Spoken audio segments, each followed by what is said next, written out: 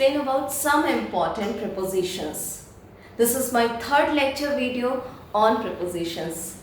In my first lecture video, I explained about the preposition of time, and in my second lecture video, I explained about the preposition of place and direction. And in this third lecture video, I am going to cover those prepositions which were not covered in earlier lecture video, and those prepositions are equally important. इस lecture video में मैं आपको वो preposition explain करने वाली हूँ जिनको मैंने अपने अर्लियर 2 लेक्चर वीडियो में कवर नहीं किया था, but those prepositions are equally important. As I told you कि preposition is quite comprehensive and lengthy segment. So this is my third lecture video on preposition, and here we are going to understand about some other important preposition which are frequently used by us. So let's start the session. So here I am having prepositions, their uses and example. यहाँ मैंने उन prepositions को लिखा हुआ है जो कि बहुत इंपॉर्टेंट हैं और प्रैक्टिकली हम इनका बहुत ज़्यादा यूज़ अपने कॉन्वर्सेशन में करते हैं. The first preposition is from. सबसे पहला प्रीपोजिशन जो हम बहुत फ्रिक्वेंटली यूज़ करते हैं that is from. The use is that we use from in the sense of where from. From का यूज़ हम किस सेंस में करते हैं? सपोज़ कोई भी चीज़ या कोई भी पर्सन कहाँ से बिलोंग करता है, उसकी बिलोंगिंगनेस को शो करने के लिए हम फ्रॉम प्रीपोजिशन का यूज़ करते हैं. Like here is the example, I bought dresses from the mall. I bought dresses from the mall. कहाँ से? From the mall. तो from is the showing the belongingness of buying dresses from mall. Second next preposition is of. Of का use भी हम बहुत frequently करते हैं. Of का यूज़ हम किस सेंस में करते हैं? लाइक पोजेशन के सेंस में, पॉजेसिवनेस के सेंस में. हु और what does it belong to. कोई भी चीज़ किससे बिलोंग कर रही है या किस चीज़ को पजेस कर रही है, तो वहाँ पे हम ऑफ का यूज़ करते हैं. Like a page of the book. एक पेज बुक का. तो ये ऑफ क्या है? ये पेज जो है वो पोजीशन शो कर रहा है बुक का, कि बुक का ये पेज है. Next one is by. We use by very frequently. By का भी यूज बहुत फ्रिक्वेंटली होता है. And we use it when something is made by someone. Listen carefully. When something is made by someone, किसी व्यक्ति या किसी डूअर के द्वारा कोई काम किया गया है, तो वहाँ पे हम किसका यूज़ करते हैं? by का. Like we can understand it with the example, the book is written by Mark. The book is written by Mark. book किसने लिखी है? मार्क ने लिखी है. मार्क के द्वारा लिखी गई है. मार्क से नहीं लिखी गई है, मार्क के द्वारा लिखी गई है. तो वहाँ पे हम क्या कर रहे हैं? बाय प्रीपोजिशन का यूज़ करते हैं. Next preposition is in. We use in when we enter in a car और टैक्सी. जब भी हम किसी कार और टैक्सी में एंटर कर रहे होते हैं तो वहाँ पे हम इन प्रीपोजिशन का यूज़ करते हैं. Like get in the car. Next one is of. Off preposition, see there is difference between of and off. Here is a OF single F and here is O double F. So इस of का use हम कब करते हैं? When we leave public transport. जब भी हम कोई पब्लिक ट्रांसपोर्ट से लीव कर रहे होते हैं, उससे उतर रहे होते हैं, तो we use the preposition of. Like here is the example, get off the train, get off the taxi. तो get off means उससे बाहर आना, ट्रेन से निकलना या फिर बाहर आना. Next again here is the use of by. By का एक और यूज़ यहाँ पे आप समझेंगे. See when something is rise और फॉल. कोई भी चीज़ राइज और फॉल कर रही है, लाइक वाइज किसी चीज़ की प्राइसेस राइज और फॉल कर रही है, तो भी हम वहाँ पे क्या करते हैं? बाय प्रीपोजिशन का यूज़ करते हैं. Like prices have risen by 10%. Prices 10% बढ़ गए हैं, तो 10% बढ़ गए इसको बताने के लिए हम किस प्रपोजिशन का यूज़ करते हैं? That is by. Prices have risen by 10%. Next uses at. इसके पहले हमने एट का यूज़ टाइम के लिए भी पढ़ा था, प्लेस के लिए भी पढ़ा था, and today we are going to understand that at is use for denoting age also. किसी भी पर्सन की एज को डिनोट करना है तो उसके लिए भी हम क्या करते हैं, एट का यूज़ करते हैं। Like here is the example, she learned Russian at 45। She learned Russian at 45। यहाँ पे एट द एज ऑफ 45 अगर आप नहीं लिख के सिर्फ एट 45 लिखते हैं तो it's suggesting that you want to say at the age of 45। Next preposition is about. About का यूज़ हम डिफरेंट मैनर में करते हैं, सी, और इसका यूज़ बहुत ही फ्रिक्वेंटली होता है। First, on the subject of something. किसी भी चीज़ के सब्जेक्ट के बारे में अगर हम डिस्कस कर रहे होते हैं तो वहाँ पे हम अबाउट का यूज़ करते हैं। कंसर्निंग ऑफ समथिंग, किसी चीज़ के रिगार्डिंग आप कंसर्न शो कर रहे हैं, अपने कंसर्न को शो कर रहे हैं, तो वहाँ पे भी आप क्या करते हैं, अबाउट का यूज़ करते हैं। और अप्रॉक्सीमेशन को शो करने के लिए, कोई भी चीज़ अप्रॉक्सीमेटली है तो उसको शो करने के लिए भी हम अबाउट का यूज़ करते हैं। We can understand it with example, like on the subject of something, किसी सब्जेक्ट के बारे में बात हो रही है तो हम कह रहे हैं this article is about computers. ये आर्टिकल किसके बारे में है, कंप्यूटर्स के बारे में है। Next one is concerning of something, he cares about his classes. He cares about his classes. What it denotes? It denotes the concern regarding classes. Next is approximately. I'm about to move. I'm about to leave. So it shows that कि मैं बस अब निकलने वाला हूँ, मैं बस move करने ही वाला हूँ. So these are the example, and in this different manner we can use about.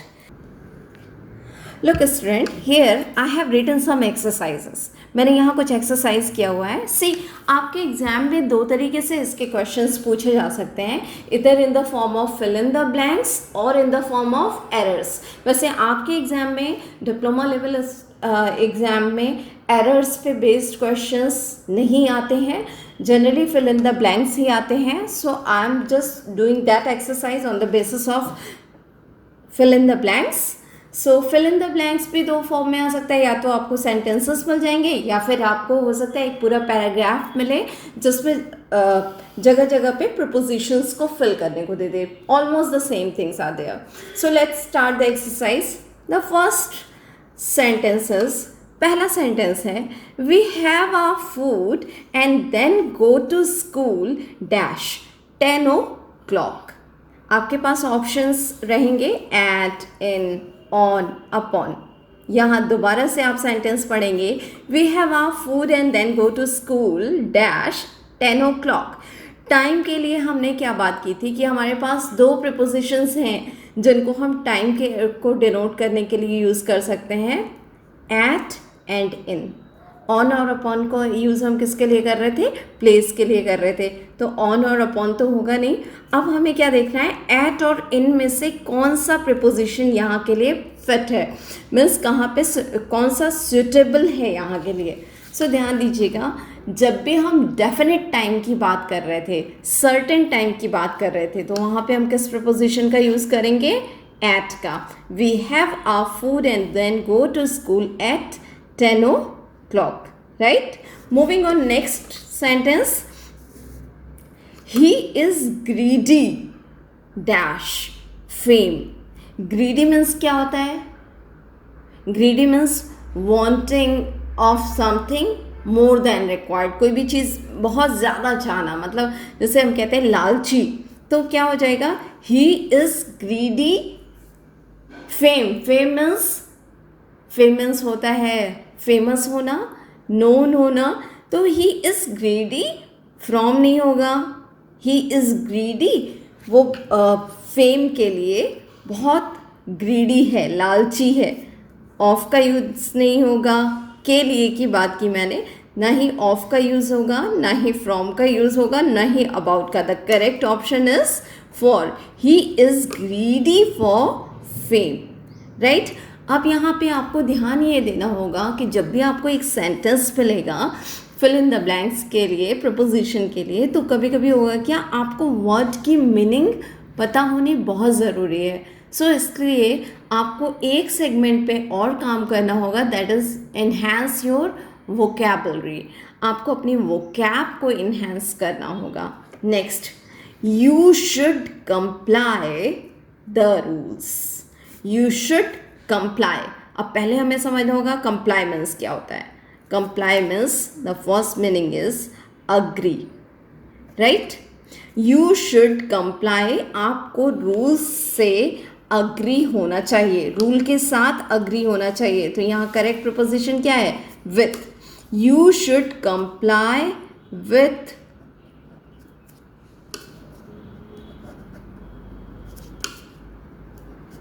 You should comply with the rules. अब यहाँ ध्यान देंगे कंप्लाई की क्या क्या मीनिंग हो सकती है और उनके साथ हम किन किन प्रपोजिशंस का यूज़ कर सकते हैं. अगर कंप्लाई की जगह अग्री आता है तो अग्री के साथ कौन सा प्रपोजिशन यूज़ होता है, विथ. इसके अलावा कंप्लाई की एक और मीनिंग होती है, that is abide. Abide means भी होता है अग्री करना, लेकिन अबाइड के साथ हम कौन सा प्रपोजिशन यूज़ करते हैं, you should abide by the rules. Next एक और वर्ड आता है, दैट इज स्टिक. आपको रूल्स के साथ स्टिक होना चाहिए, मीन्स उसके साथ चलना चाहिए. बट स्टिक के साथ हम किस प्रपोजिशन का यूज़ करते हैं, you should stick to the rules. एक और वर्ड हम यूज़ कर सकते हैं कंप्लाई की जगह, और एक और मीनिंग हो सकती है go. You should go by the rules. So here मैंने क्या किया है, आपको कोशिश की है ये बताने की कि वी हैव टू अंडरस्टैंड कि एक सर्टेन वर्ड्स के साथ हम किन प्रिपोजिशंस का यूज़ करेंगे. ध्यान दीजिएगा, ये जो प्रिपोजिशन मैंने यहाँ यूज़ किया है, या इन प्रिपोजिशंस की हम बात करें तो इन्हें हम फिक्स्ड प्रिपोजिशंस भी कहते हैं. वो सभी प्रपोजिशन जो एक सर्टेन वर्ड्स के बाद आते हैं उन्हें हम क्या कहते हैं, फिक्स प्रपोजिशन कहते हैं. सो यहाँ हम दो सेगमेंट एक साथ लेके चल रहे हैं. एक हम प्रपोजिशन अंडरस्टैंड कर रहे हैं, दूसरा साथ ही साथ हमारा क्या रेडी हो रहा है, सिनोनिम्स. आप एक वर्ड के डिफरेंट मीनिंग्स देखेंगे और ये भी चेक करेंगे कि उस मीनिंग, अगर इस वर्ड की जगह अग्री होता तो हम किस प्रपोजिशन का यूज़ करते, या फिर स्टिक होता तो हम किस प्रपोजिशन का यूज़ करते हैं. ये हमें समझना होगा. Now moving on next sentence, he differs his father in nature. He differs, for नहीं होगा, वो अपने फादर के नेचर के लिए डिफर नहीं. ही डिफर्स फ्रॉम, क्या होगा, from. He differs from his father in nature. वो डिफर मीन्स क्या होता है, डिफरेंट होना, बिल्कुल अलग होना. सो डिफर के साथ हम किस प्रपोजिशन का यूज़ करेंगे, डिफर. फ्रॉम का, ही differs from his father in nature. वो अपने फादर के नेचर से बिल्कुल अलग है, बिल्कुल डिफरेंट है. Next sentence is, this is you and me.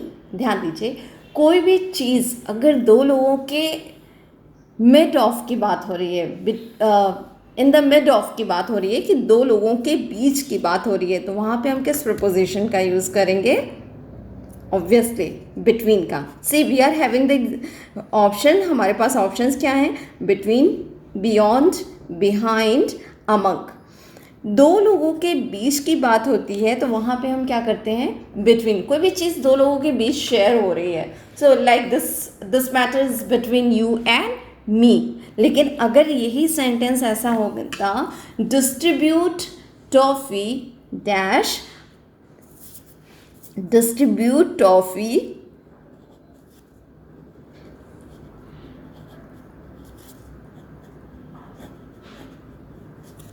Dash children. The children, ठीक है. यहाँ पे द चिल्ड्रन की बात हो रही है कि डिस्ट्रीब्यूट टॉफ़ी, तो यहाँ पे क्या है, चिल्ड्रन के बीच की बात हो रही है, मोर देन 2 के बीच की बात हो रही है, तो वहाँ पे हम किस प्रपोजिशन का यूज़ करते हैं, that is among. Distribute toffee among the children. तो ध्यान दीजिए यहाँ पे क्या होता है कि अगर दो लोगों के बीच की बात हो रही है तो वहाँ पे हम बिटवीन का यूज़ कर रहे हैं, और मोर देन 2 पर्सन्स के बीच की बात हो रही है तो वहाँ पे हम क्या कर रहे हैं, अमंग का यूज़ कर रहे हैं. सो इन दिस मैनर आपको एग्जाम में इस तरीके के एक्सरसाइज आई मीन क्वेश्चंस आएंगे. So go through the exercise. Thank you.